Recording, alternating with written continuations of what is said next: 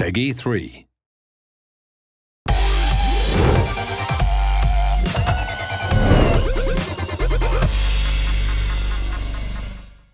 Hi, welcome to episode 2 of The Boot Room, the weekly show where Match Magazine's Darren Cross comes to our aid to make us all better FIFA 13 players. And this week I'm under scrutiny, aren't I, Darren? Yeah, that's right. We played earlier and we're going to have a look back at the footage now and see if we can improve your game at all. Indeed we are.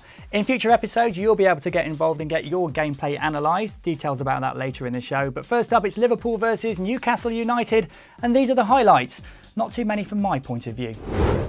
Hello, I'm Martin Tyler and this is Anfield. Kick-off coming from Liverpool. On to Gerrard. Here's a chance. And he goes for goal. And a goal for Newcastle United. Ben Arfa. Keeps it going well. He's got space. Must be. And it's in for Newcastle. And Cisse.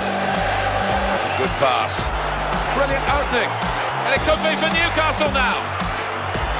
Got to be. And a goal for Newcastle United. Quick ball. Great opportunity. Goes for goal. He stopped the first shot.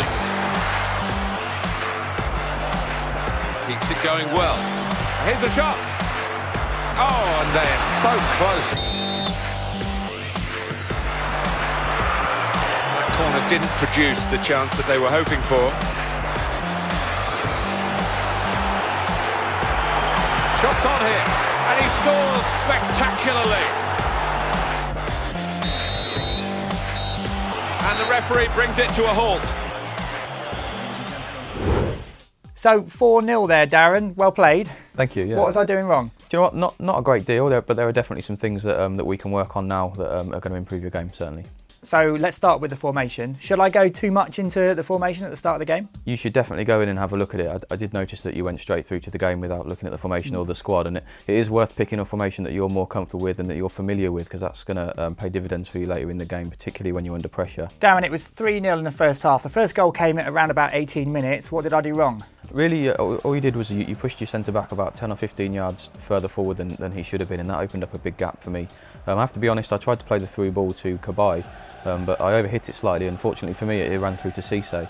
Then it was just a case of I felt pretty confident that you were going to rush your goalkeeper out, so I just used the right stick just to nudge it by the goalkeeper, as you can see there, and then it was an open goal. So why are my centre-backs so far forward?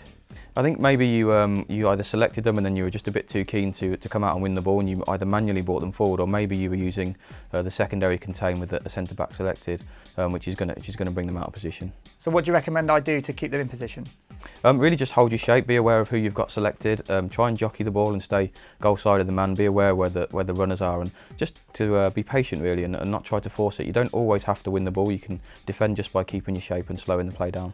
The second goal, I think yet again it's an example of me being a bit over-eager to win the ball. Yeah, that's right. Johnson's just overcommitted a little bit too far up the pitch, and it's left my striker with sort of 50 yards to run into, as you can see here.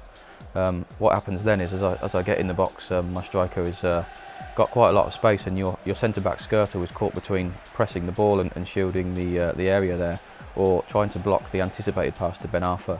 And then what happens is I think you get a bit keen on the player switch button, and rather than commit to one player, you select many, and that just helps me with the space there in the box. Yeah, I was definitely having trouble selecting the right player for the right time, and I was a bit indecisive. Is there a way I can make that a bit easier for me? Yeah, I mean, you can be more precise with who you select by using the right stick to just nudge that in the direction of the player that you want to control, and it will pick him up. So the third goal, it came right on half-time, 45+1.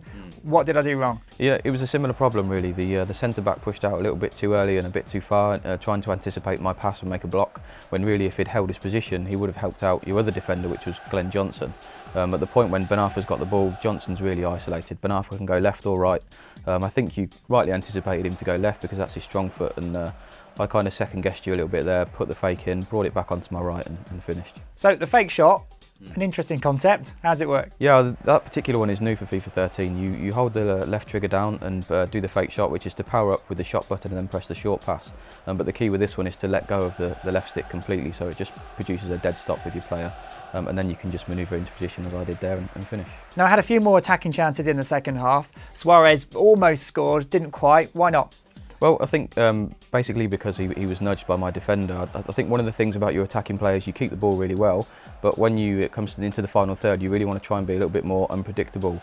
I was fairly confident that you were going to get it back onto Suarez's right foot, which meant that I could bring my centre-back out to you and put a little bit of pressure on you just as you struck the ball, and I think that was key in making the shot less effective. Now, the final goal came off a corner. Now, I'm pretty abysmal at defending corners. I kept you away for some of the game, but this one eventually went in, and I think, to be honest, I think I know why. I didn't clear it. Yeah, I mean, this one was an easy fix. At the moment when the ball drops to your player who intercepts on the edge of the box, if you hit the shoot button, you're going to clear that to safety, and that's exactly what a defender would do at the top level in real life. Instead, I think you try to pass it out of your defence. You get caught, and then there's the second mistake when Johnson, rather than going with my runner, who I think was Kabai, he commits to a tackle, misses the ball, and then I've got a free shot at goal.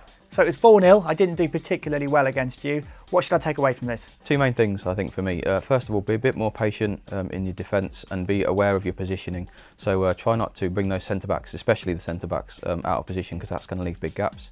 And secondly, I'd say you keep the ball really well, you're very, very patient with it, but just try to be a little bit more unpredictable. You know, there were moments there where you had it with certain players and I was fairly confident of where you were going to go. So yeah, just mix it up a little bit. Thanks, Darren. I'll take that information on board next time I play. And if you'd like to play Darren and have your gameplay analysed in a future show, details are on screen right now. Darren, what are we doing next week? Yeah, next week we're going to delve into career mode and have a look at some bargain players that I think can improve your squad. Excellent, look forward to it. In the meantime, you can catch Darren every week in Match Magazine. Until next week, bye.